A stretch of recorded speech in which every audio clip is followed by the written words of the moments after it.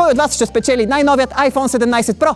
Време е да разберем. Аз съм Валчер от Макарон БГ, имах рожден ден през октомври и много ми се раздаваха подаръци. Днес ще разберем кой от вас ще спечели дрифт шофиране, уикенд за двама, вечеря при шеф Манчев, ви полет с балон или най-новият iPhone 17 Pro.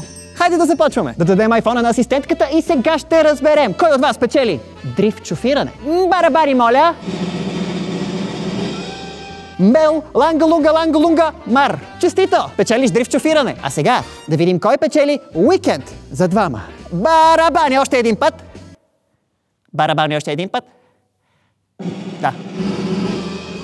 Кри, ланга-лунга, кръ. Честито, браво на теб. Вечеря при шеф Манчев печели... Айде пак барабани.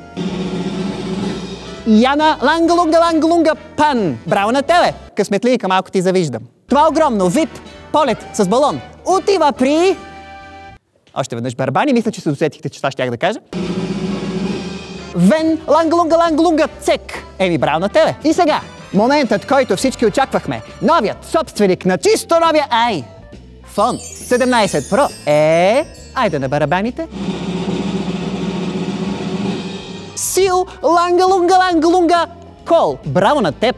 Да знаеш, че очаквам следващия път, като влизаш на Макарон БГ да подаряш преживявания, да го ползваш и това. Честито на всички победители! Но теглянето не е свършило. Още 300 от вас предстои да спечелят най-различни отстъпки за нашия сайт. Така че аз продължавам тук да си тегля, а вие си следете имейлите. От сърце ви благодаря, че използвате услугите на Макарон БГ.